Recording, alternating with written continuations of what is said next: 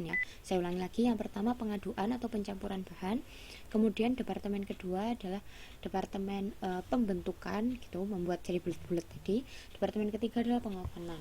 Nah, kalau yang disebut sebagai unit ekuivalen itu contohnya kayak gini. Misalkan masuk ke departemen 1 gitu.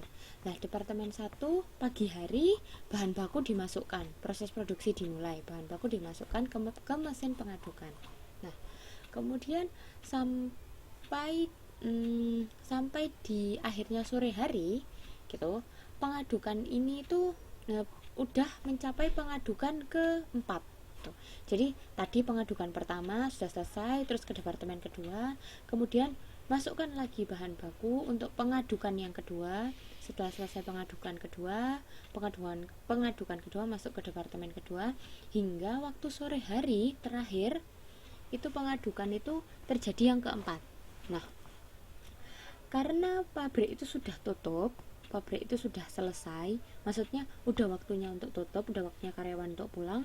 Nah, adonan yang dari pengadukan ini tadi nggak bisa dilanjutkan ke departemen yang kedua, departemen pembentukan gitu, karena udah waktu pabriknya tutup, padahal adonan udah kadung dikaduk gitu kan. Jadi nggak bisa dilanjutkan ke proses yang berikutnya karena belum selesai pengadukannya. Nah, itu yang disebut sebagai unit ekuivalen.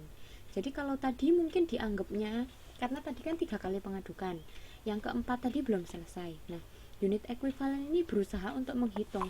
Nah, yang belum selesai tadi ini, pengadukan keempat ini, kalau misalkan tak anggap sebagai proses yang telah selesai, proses yang siap untuk ditransfer ke departemen kedua. Nah, itu dianggapnya seberapa gitu. Jadi mungkin pengadukan ini cuma saya anggap 50% selesai gitu, atau mungkin hanya 30% selesai gitu. Kalau misalkan dianggap ini tuh bisa ditransfer ke departemen kedua, itu berapa persen sih gitu.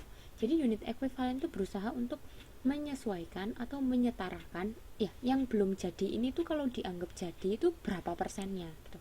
Udah nggak sih sama penjelasan saya?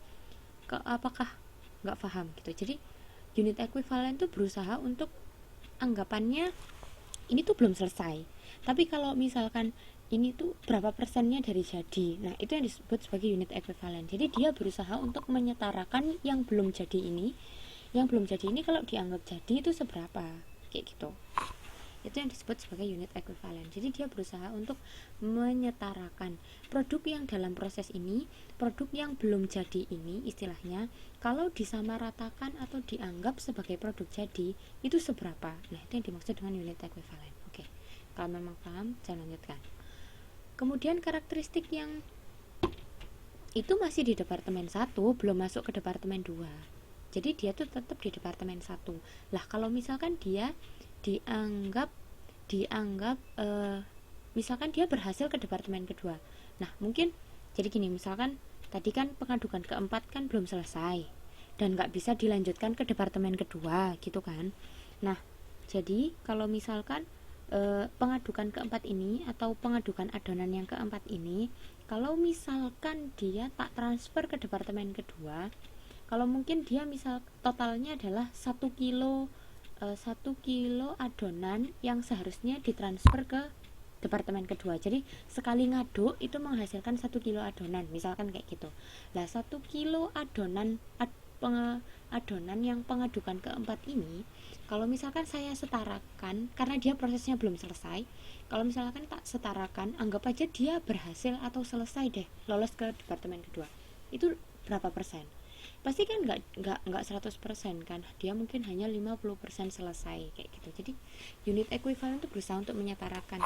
Gini aja, kalau memang nggak mudeng baca di modul ada tentang unit ekuivalen, lihat di halaman 6.13 itu kan, semuanya dibuka halaman 6.13 gitu.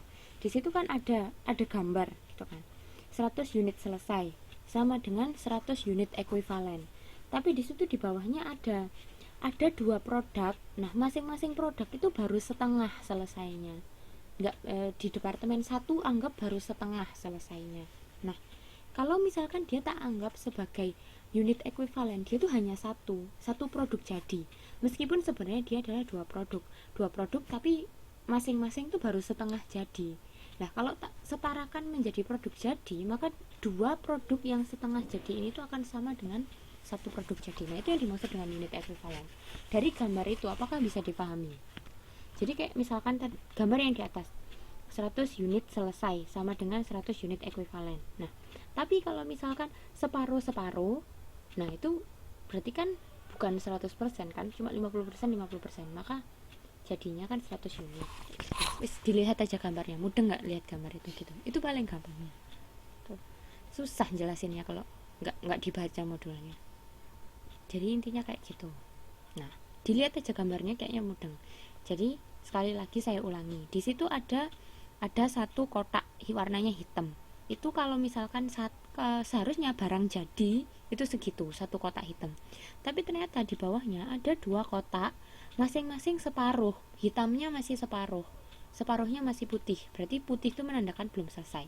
Nah, dua kotak yang masih separuh hitam itu kalau misalkan saya anggap sebagai produk jadi itu seberapa, kan cuma satu, karena kan separuh sama separuh jadinya, jadi saya anggap satu kayak gitu.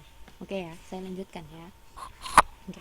Jadi nanti kalau yang nggak mudeng dibaca aja modulnya, tadi kan juga sudah dijelaskan sama kelompok satu, jadi saya anggap itu mudeng. Kemudian karakteristik yang keempat, cost per unit ditentukan oleh departemen atau pusat cost setiap periode. Jadi perhitungannya itu per departemen. Ya di departemen satu berapa, kemudian di departemen kedua berapa, kayak gitu. Jadi ngitungnya bukan global setelah produk jadi baru dihitung, enggak. Tapi ini per unit, per departemen dihitung. Gitu kan. Di departemen itu terjadi apa saja, apakah ada penambahan atau tidak.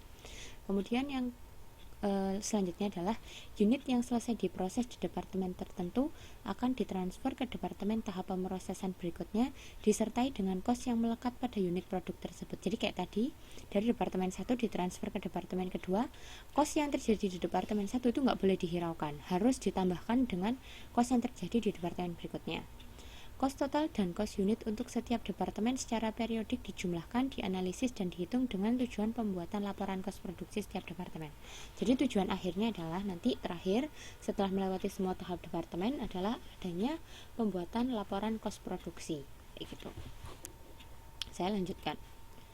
Aliran produk dalam sistem cost proses itu dibagi menjadi 3, kayak tadi yang sudah dijelaskan, aliran produk sekuensial, paralel, dan selektif. Untuk lebih mudah lihat aja di modul dari gambarnya itu tadi. Kalau aliran produk sekuensial itu dari departemen 1 ke departemen berikutnya itu nggak boleh, istilahnya gini, departemen 1 harus selesai dulu baru bisa ditransfer ke departemen 2. Dari departemen 2 nggak bisa ditransfer ke departemen 3 kalau di departemen 2 nya tuh nggak selesai duluan gitu. Jadi harus setiap departemen itu harus selesai dulu. Departemen 1 selesai baru bisa ditransfer ke departemen 2, departemen 2 selesai baru ditransfer ke departemen 3, dan seterusnya. Itu yang disebut sebagai sekuensial.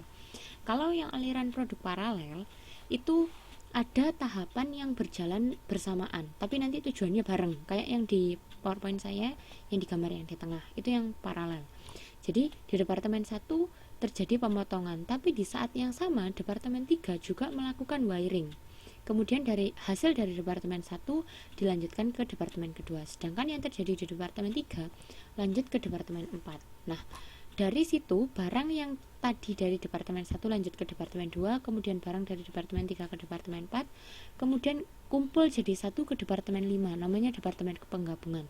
Baru dari departemen 5 ke departemen 6 pengemasan.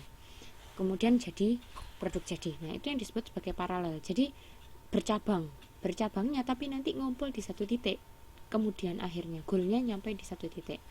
Itu kalau kebalikannya dari paralel itu adalah selektif, malah dia dari pusat dulu baru nyebar kayak gitu. Kayak misalkan penyulingan minyak mentah itu kan pertamanya minyak mentah dulu, dari minyak mentah baru masuk ke departemen. Kalau memang pingin jadi bensin ya harus diolah menggunakan cara ngolah bensin, kalau memang pingin jadi solar harus diolah menggunakan cara yang solar, minyak tanah gitu.